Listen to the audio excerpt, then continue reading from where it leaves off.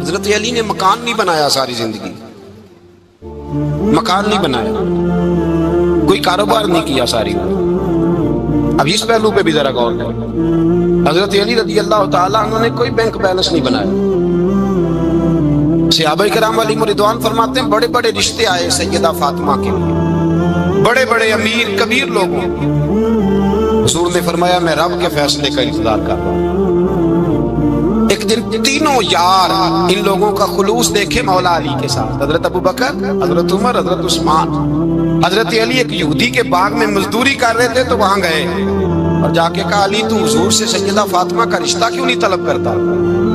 تو حضرت علی کہنے لگے بھائیو نہ مکان ہے نہ گھر ہے نہ کچھ ہے، رشتہ کیسے مانگ لوں گا؟ تو جا تو صحیح، ہمیں تو لگتا ہے رسول پاک تیرا انتظار کر رہے ہیں۔ مولا علی شیر خدا کہتے ہیں میں گیا اور جب میں حضور کی بارگاہ میں گیا تو انہوں نے مجھے یار تھے نا تیار کر کے بھیجا، مجھے لفظ بھی سکھائے کیا کہنے ہیں، لیکن جب میں وہاں پہنچا نا تو میرے اندر طاقت ہی ختم ہو گئی بولنے کی۔ سلام لے کے تو حضور کے پاس بیٹھ گیا، حضور نے فرمایا علی کیسے آئے ہو؟ میں خاموش، پھر پوچھا کیسے آئے ہو؟ میں خاموش، پھر پوچھا کیسے آئے ہو؟ میں خاموش۔ کہتے دلوں کا حال جاننے والے رسول نے فرمایا علی فاطمہ کے لیے آئے ہو؟ فاطمہ کے لیے آئے ہو؟ حضرت علی کہتے ہیں میرا جواب بڑا نرالا ہے۔ میں نے کہا حضور وہ تینوں میرے پاس باغ میں گئے تھے، وہ تینوں گئے تھے، مجھے انہوں نے بھیجا ہے۔ کہتے ہیں رسول پاک مسکرا دیے، فرمایا علی انہوں نے نہیں تجھے بھیجا، رب کریم نے فاطمہ کا تیرے ساتھ نکاح کر دیا ہے، تیرے لیے فیصلہ ہو گیا ہے، فاطمہ کا تیرے حق میں فیصلہ ہو گیا۔ حضرت علی سیدہ فاطمہ کو بیاہ کے لے گئے تو حضرت زید بن حارثہ کے مکان میں کوئی مکان نہیں۔ وہ بھائی تو دولت دیکھ کے بیٹی کی شادی کرتا ہے، سرمایہ دیکھ کے پھر دعا کراتا ہے، دعا کریں اللہ میرے داماد کو ہدایت دے دے۔ میرے رسول نے بیٹی کی شادی کی تقوی دیکھ کے، پرہیزگاری دیکھ کے، دینداری دیکھ کے اس شخص کو بیٹی دی جو السابقون کے درجے میں شامل، جو ان الذین آمنوا وعملوا الصالحات اولئک هم خیر البریہ کے درجے میں شامل، ان کو اپنی بیٹی دی۔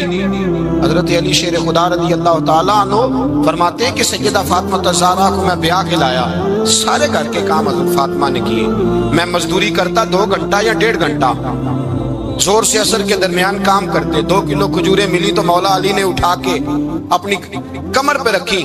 باغ کا مالک کہنے لگا علی تھوڑا کام اور کر لو، فرمایا 2 کلو ہو گئیاں بڑی ہیں، 1 کلو میرے بچے کھائیں گے، 1 کلو مدینے کے غریب بچے کھائیں گے۔ تو کہا علی کل کیا کرو گے؟ فرمایا کل جو رب زندگی دے گا وہ روزی بھی دے گا۔ تو بندہ مشورہ دینے لگا، مشورہ بھی ہوتا ہے نا قریب سے، مشوروں والے بھی بڑی خرابی کرتے ہیں اللہ ماشاءاللہ۔ کہا علی جائز پیسے کو کٹھے کر لینے چاہیے، کیا حرج ہے، جائز کٹھے کر لیں۔ شیر خدا نے ایک جملہ کہا پر شیروں جیسا کہہ دیا۔ حضرت علی فرمانے لگے مال حرام ہو تو عذاب ہوتا ہے، حلال ہو تو حساب ہوتا ہے، لہذا نہ میں عذاب والا کام کرتا ہوں نہ حساب والا کام کرتا ہوں، میں کٹھے ہی نہیں کرتا، نہ بندہ حساب کے چکر میں پڑے نہ عذاب کے چکر میں پڑے، میں اس رستے جاتا ہی نہیں۔ مولا کائنات شیر خدا۔ اور بھائی حضرت سیدنا ابو ہریرہ رضی اللہ تعالیٰ عنہ فرماتے ہیں میں جب اس بات کو یاد کرتا ہوں تو آج بھی رو پڑتا ہوں۔ کون سی بات؟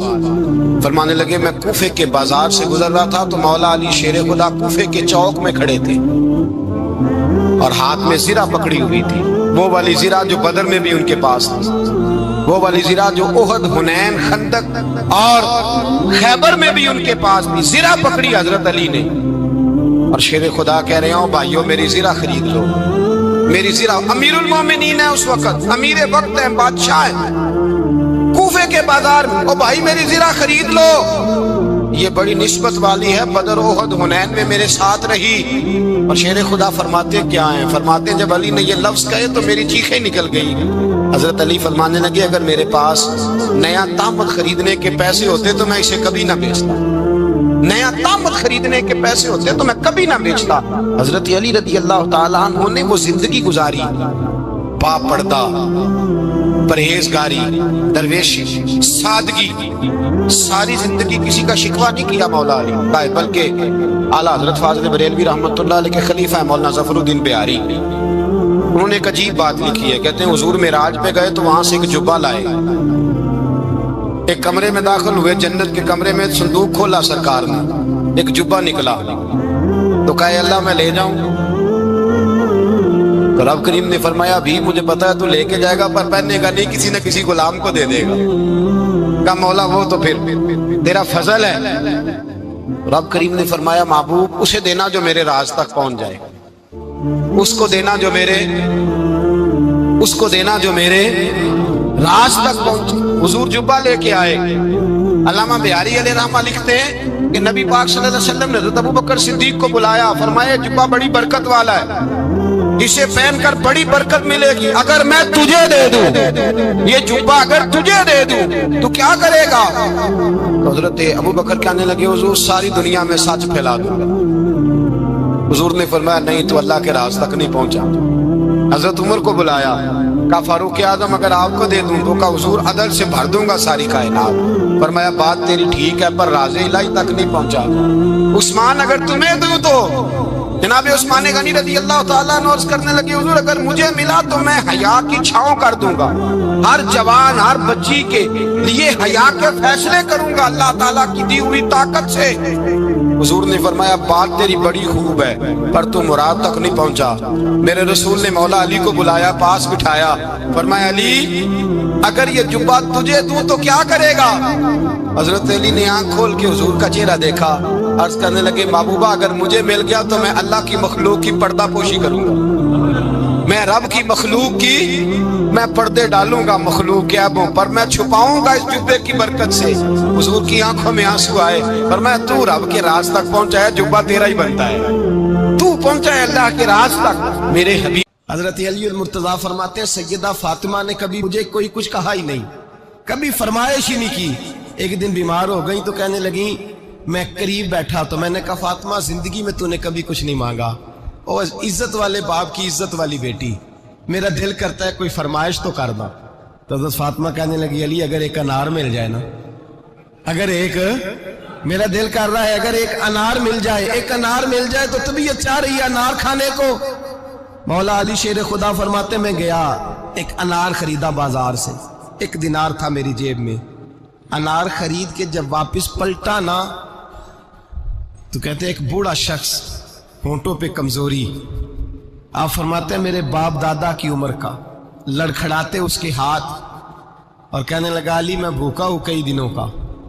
حضرت علی فرماتے ہیں میرے پاس بھی وہ 1 دینار تھا جس کا انار آ گیا، کہتے میں نے اسی وقت وہ انار نکالا اس شخص کے ہاتھ میں رکھا، بوجھل قدموں سے جب میں اندر داخل ہوا نا تو پاک رسول کی پاک بیٹی، عزت والے نبی کی عزت والی بیٹی، صبر والے محبوب کی صبر والی بیٹی، کہتے ہیں جب میں نے اپنا قدم اندر رکھا دروازے کے تو فاطمہ نے میرا اترا ہوا چہرہ دیکھا تو کہنے لگی علی پیسے اللہ کے راستے میں دے آئے ہو، خیرات کر رہے ہو؟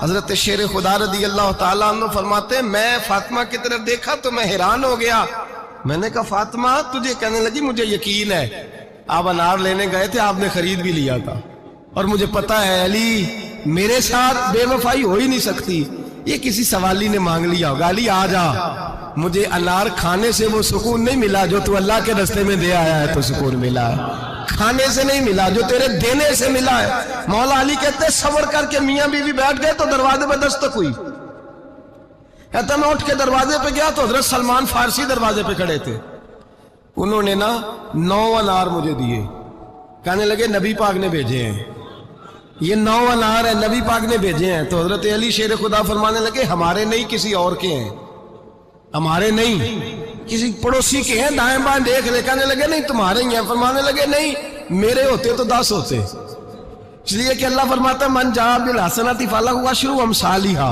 تم ایک نیکی کرو گے میں 10 کا اجر عطا کروں گا، فرمایا میرے ہوتے تو 10 پورے ہوتے، اللہ رسول نے بھیجے، اور میرا یقین کمزور ہو سکتا ہے، میرے ہوتے تو 10 ہوتے، یہ 9 ہے۔ حضرت سلمان فارسی نے جیب میں ہاتھ ڈالا، 10واں بھی نکالا، کہا علی تیرے 10 ہی تھے، میں تو تیرا امتحان لے رہا تھا، 10 ہی تھے تیرے۔ یقین کی دولت زنجیریں کاٹ دیتی، یقین کی دولت انسان کو نواز دیتی۔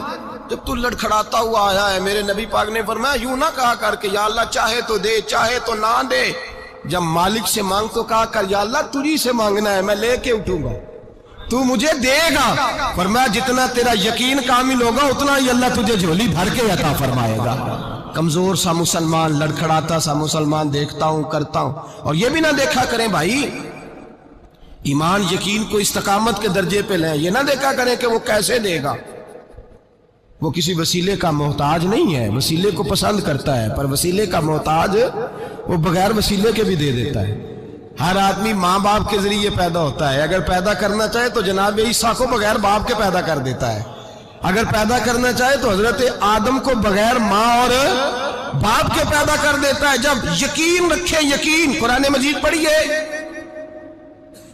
حضرت موسیٰ علیہ السلام فرعون کے دربار میں کھڑے ہیں، چاروں جانب دشمن ہی دشمن ہے، جادوگر آ گئے، انہوں نے سانپ چھوڑے، حضرت موسیٰ کے ہاتھ میں ڈنڈا تھا۔ حضرت موسیٰ کہتے ہیں یا اللہ کیا کروں؟ تو اللہ تعالیٰ نے فرمایا اپنا عصا پھینک دو۔ کہنا چاہیے تھا نا کہ یا اللہ ایک ہی تو شے ہے، اتنے سانپ ہے، بچانے کے لیے ڈنڈا ہے وہ پھینک دوں؟ ڈنڈا پھینکا جاتا ہے، سانپ کو دیکھ کر کے قابو کیا جاتا ہے۔ یہ میرا اور آپ کا ذوق ہے نا، لیکن انبیاء کرام کا انداز ملاحظہ کیجئے میرے عزیزو۔ اللہ فرماتے ہیں ڈنڈا اے موسیٰ ڈال دے اپنا عصا، پہلے نہیں فرمایا کہ سانپ بن جائے گا، فرمایا بس تو ڈال دے۔ میں اور آپ ہوتے ہیں تو سانپ سامنے ہے، ڈنڈا ہاتھ میں ہے، ہم کہیں گے عجیب بات ہے، یہی تو دفاع کی چیز ہے، اسی کو ڈال دوں تو بچوں گا کیسے؟ کہا ڈال دو، تو حضرت موسیٰ نے ڈال دیا، کہا میرے رب کا حکم ہے تو میرے لیے بہتر ہی ہوگا۔ اللہ فرماتے ہیں جب موسیٰ نے ڈالا تو میں نے اس ڈنڈے کو، اس عصا کو اژدہا بنا دیا۔ اب کبھی عصا بھی اژدہا بنے، کبھی چھڑی بھی بہت بڑا اژدہا بنی ہے، لیکن قرآن کہتا ہے جناب موسیٰ نے ڈالا تو اللہ نے اژدہا، بلکہ اس سے پیچھے چلیے، عورتیں کمزور یقین کی ہوتی ہیں نا، جناب موسیٰ پیدا ہوئے تو اللہ فرماتے ہیں میں نے موسیٰ کی ماں کے دل میں بات ڈالی، ماں کے دل میں، صندوق میں ڈال کے تو اس کو دریا میں بہا دے۔ اور بھائی صندوق میں کہہ سکتے ہیں نا آکسیجن کیسے جائے گی، اور دریا میں بچے بچنے کے لیے ڈالے جاتے ہیں کہ ڈوبنے کے لیے ڈالے جاتے ہیں؟ ماں کے دل میں یقین کمزور نہیں تھا اماں کا۔ انبیاء کے ماں باپ موحد ہوتے ہیں، دین کو ماننے والے، ماں کے دل میں اللہ نے بات، اللہ قرآن میں کہتے میں نے وحی کی، میں نے القاء کیا، میں نے بات ڈالی۔ حضرت موسیٰ کی ماں کہتی ہے میں نے ڈال کے نا سمندر میں بیٹا، میں نے سمندر میں بیٹا ڈال کے صندوق میں بند کر کے رب کے حوالے کیا۔ آپ فرماتے ہیں میرے مالک کا بھروسہ کیا تو پھر میرے مالک کا کام دیکھو، کمال دیکھو، میں نے دریا میں ڈالا، اللہ نے فرعون کے گھر میں میرے بیٹے کی پرورش کرا دی۔ یہ یقین کہ حضرت موسیٰ کے پاس قوم آئی، قرآن پڑھیے، کہ جناب پانی چاہیے، وَإِذِ اسْتَسْقَىٰ مُوسَىٰ لِقَوْمِهِ، موسیٰ نے اپنی قوم کے لیے پانی مانگا، ہم نے کہا فَانْفَجَرَتْ مِنْهُ اثْنَتَا عَشَرَةَ عَيْنًا، اپنا ڈنڈا پتھر پہ مارو۔ عقل والا آدمی ہوتا تو اڑ جاتا، کہتا یا اللہ پتھروں سے بھی کبھی پانی نکلا ہے؟ اضرب بعصاک الحجر، مارو پتھر پہ ڈنڈا۔ اللہ کے نبی نے منٹ نہیں لگایا، ٹھا کر کے ڈنڈا لگایا، فَانْفَجَرَتْ مِنْهُ اثْنَتَا عَشَرَةَ عَيْنًا۔ اللہ فرماتے ہیں جناب موسیٰ نے ایک عصا مارا، میں نے 12 چشمے جاری کر دیے۔ تو لے تو اللہ کرتا ہے، اللہ کہتا ہے پڑھ نماز روزی دوں گا، کہتا ہے سوچتا ہوں۔ اللہ فرماتا ہے آجا مسجد میں تیرا ہو جاؤں گا، کہتا ہے دیکھتا ہوں۔ رب فرماتا ہے تو میرے محبوب کی غلامی کر، میں تجھے محبوب بنا لوں گا۔ تو کہتا ہے تھوڑا بڑا ہو کے داڑھی رکھنی ہے، ابھی سیانا ہو کے میں ذرا سرٹیفکیٹ لے لوں اسرائیل سے کہ کتنے سالوں کے بعد آئیں گے، پھر شروع کروں گا۔ پروگرام بنا رہا ہے، ابھی تو ارادے میں ہے۔ اللہ کے پیغمبر کا ڈنڈا، اور اس سے زیادہ آگے بات ہو گئی، پیچھے فوج لگی ہوئی ہے فرعون کی، مجمع ہے، ہزاروں لاکھوں کا لشکر لے کے، تلواریں نیزے، فرعون پیچھے، آگے دریا آ گیا۔ حضرت موسیٰ علیہ السلام کھڑے ہیں، اب کدھر جائیں؟ اللہ پاک نے فرمایا مارو ڈنڈا۔ کہاں؟ پانی پہ ڈنڈا مارو۔ اب حضرت موسیٰ علیہ السلام پانی پہ ڈنڈا مارے تو پانی ابھرے گا، اس سے زیادہ کیا ہوگا؟ پہلے پتھر پہ ڈنڈا مروایا تو پانی نکلا، اب پانی پہ ڈنڈا مروایا، فَإِذْ فَرَقْنَا بِكُمُ الْبَحْرَ فَأَنْجَيْنَاكُمْ وَأَغْرَقْنَا آلَ فِرْعَوْنَ۔ اللہ فرماتے ہیں موسیٰ نے پانی پہ ڈنڈا مارا تو میں نے پانی میں رستے بنا دیے۔ ایک جگہ ڈنڈا مارا تو پانی نکل آیا، دوسری جگہ عصا مارا تو پانی خشک ہو گیا، 12 چشمے بن گئے، 12 رستے بن گئے دریا میں سے۔ حضرت موسیٰ علیہ السلام گزر گئے اور اللہ فرماتے ہیں فرعون بھی آیا تو اسے میں نے غرق کر دیا اور وہ کھڑا دیکھتا ہی رہ گیا کہ بنا کیا ہے. یہ تو بات ہے حضرت موسیٰ کی. میرے مصطفیٰ کے غلام حضرت سعد بن ابی وقاص قادسیہ کی جنگ کے لیے نکلے. رستے میں دریائے نیل آ گیا. حضرت سیدنا سعد بن ابی وقاص اب کہاں سفر طے کر کے آئے، کہتے ہیں پتہ ہی نہیں تھا کہ دریا آ جائے گا. اب دور دور تک پل کوئی نہیں. صحابہ کہتے ہیں دشمن للکار رہا، حضرت سعد بن ابی وقاص دریا کنارے کھڑے ہوئے، ایمان، یقین اور استقامت، ڈٹ گئے. کہنے لگے او دریا، اگر تو حضرت موسیٰ کی نافرمان قوم کو رستہ دے سکتا ہے، محمد عربی کے وفادار نوکر ہیں، ہم تو رسول اللہ کے ماننے والے ہیں، دشت تو دشت ہے، دریا بھی نہ چھوڑے ہم نے، بحر ظلمات میں دوڑا دیے گھوڑے ہم نے. فرمایا چھوڑ رستہ. صحابہ کہتے ہیں اس وقت ہم نے نعرے لگائے جب دریا نے رستہ ہی چھوڑ دیا. کہتے ہیں پھر اللہ رسول پر ہم ذکر کرنے لگے، درود پڑھنے لگے، دریا سے رستے بن گئے. فرماتے ہیں 10,000 کا لشکر گزر گیا. اس پار جب گیا نا تو حضرت سعد بن ابی وقاص نے پھر مجمع پہ نظر ڈالی. فرمایا کسی کی کچھ ہے تو نہیں رہ گئی پانی میں، کوئی دریا میں چیز تو نہیں رہ گئی. ایک صحابی کہنے لگے میرا مٹی کا پیالہ رہ گیا ہے. یار ذرا دیکھیے انداز دیکھیے، مٹی کا پیالہ. او یار چھوڑ پرا، مٹی کا پیالہ کیا ہوتا ہے؟ اب تو مٹی کے پیالے کی بات کرے گا. چھوڑ دے، کیا کرتا ہے؟ اس نے کہا پیالہ میرا رہ گیا ہے. حضرت سعد بن ابی وقاص کہنے لگے کیوں ہمارا پیالہ رہ جائے، ہم رسول اللہ کے نوکر ہیں. ایمان، یقین اور استقامت کی دولت. پھر دریا کی طرف دیکھا، کہنے لگے چل یار ہمارا پیالہ بھی واپس کر دے. صحابہ کہتے ہیں دریا کی لہر آئی اور پیالہ بھی واپس کر گئی. اور میرے بھائی جب ایمان کی دولت، یقین کی دولت، اعتماد کی دولت، جو بابا کہتا ہے نا کہ معاذ اللہ تعالیٰ الو کا خون لے آؤ اور شیر کی کھلڑی لے آؤ، میں کالا پیلا نیلا جادو کروں گا، اس پر لوگ دوڑ کے جاتے ہیں، 50-60 ہزار روپیہ بھی دے آتے دوڑ کے. اور اگر کہا جائے کہ مسجد آؤ 4 رکعت نماز پڑھو، حاضری دو مسجد کی، تو کہتے ہیں معرفت والے ہیں. معرفت والے نمازیں نہیں پڑھتے، وہ کون سی معرفت ہے؟ یہاں اللہ کی بارگاہ میں جھکنے کا، چونکہ یہ لیٹ ہے نا، یہ پتہ نہیں جنت میں جا کے ملے گا، کب ملے گا، معاذ اللہ. لوگ دنیا داری کے معاملے میں پس جاتے ہیں. حکمران نے وعدہ کر دیا ہے سڑکیں پکی ہو جائیں گی، خوشحالی ہو جائے گی، موجیں لگ جائیں گی، لوگ لائنوں میں کھڑے ہیں ووٹ دینے کے لیے، اور تیرے رب نے کہا ہے تو مجھ سے ڈر جا، میں تیری دنیا بھی اچھی کر دوں گا، آخرت بھی اچھی. رکھا حضرت فاطمہ کی بھی 6 اولادیں با اختلاف روایات بیان کی گئی ہیں. 3 بیٹے تھے اور 3 بیٹیاں تھیں. 3 بیٹے تھے، امام حسن، امام حسین اور امام محسن. امام محسن کا جلدی انتقال ہو گیا چھوٹی عمر میں، اس لیے زیادہ تذکرہ نہیں. باقی 2 شہزادیاں بھی ذرا جلدی رخصت ہو گئیں، جناب زینب موجود رہیں، کربلا تک گئیں، اس لیے ان کا تذکرہ زیادہ کتابوں میں ملتا ہے. حضرت فاطمہ سب سے چھوٹی تھی، نبی پاک کے ساتھ وقت گزارا. قرآن مجید نے اس گھر کی محبت ہم پر فرض قرار دے دی. لا اسألکم علیہ اجرا الا المودۃ فی القربى.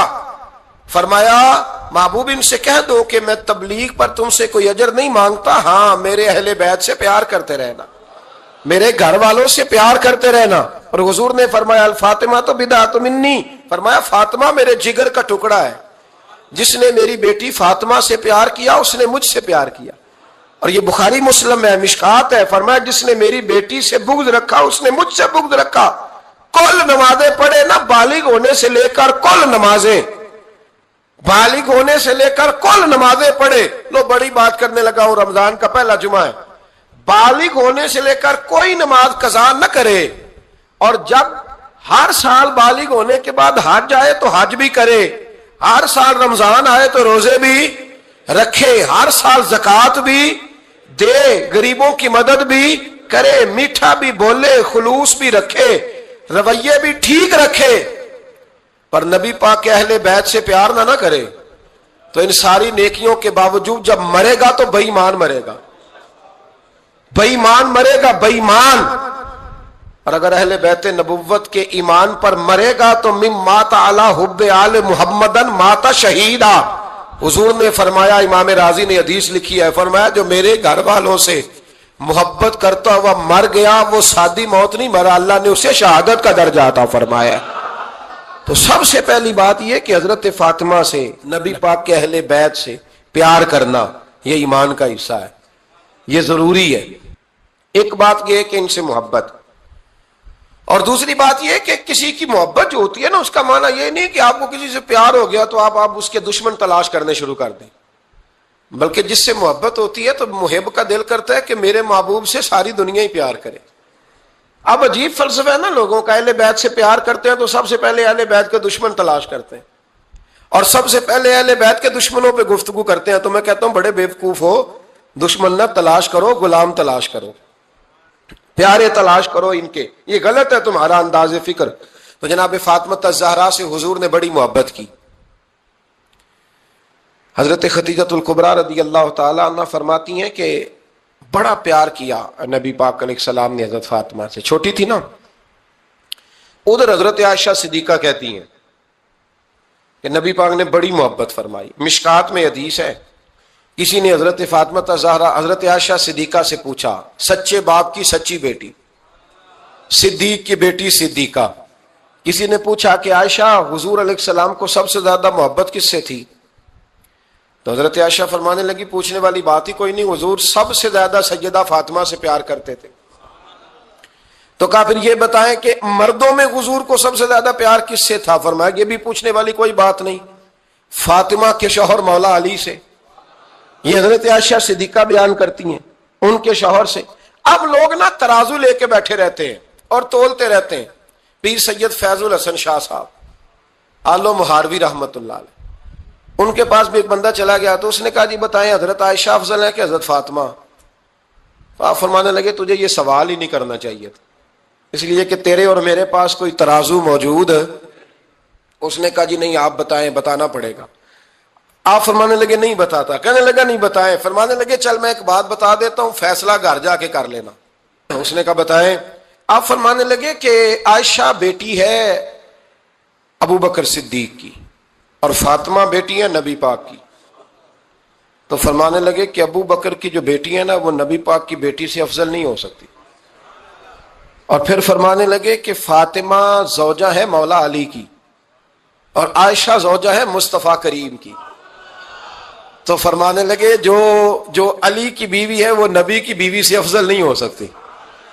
تو وہ کہنے لگا جی نتیجہ کیا ہے؟ فرمایا گھر جا کے نکال لینا، نتیجہ تو گھر جا کے نکال، یہاں ترازو پکڑ کے نہ بیٹھ۔ ہاں جو حضرت عائشہ نے کہا اس پر غور کر، حضرت عائشہ خود گواہی دیتی ہیں سب سے زیادہ حضور حضرت فاطمہ سے پیار کرتے۔